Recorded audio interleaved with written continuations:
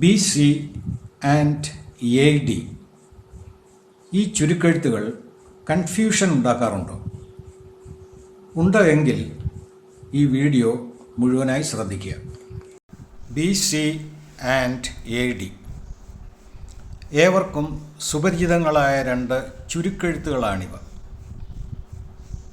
BC അതിൻ്റെ പൂർണ്ണരൂപം before Christ, പൊതുവെ ആരും തെറ്റിച്ച് കണ്ടിട്ടില്ല. എന്നാൽ ADയുടെ പൂർണ്ണരൂപം പലരും തെറ്റിക്കുന്നതായി കാണുന്നു.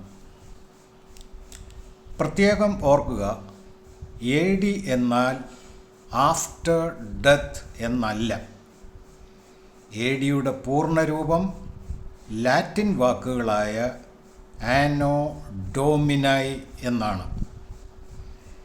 ആനോ ഡോമിനായി എന്നാൽ in the year of the Lord, അതായത് ക്രിസ്തു വർഷത്തിൽ എന്നർത്ഥം.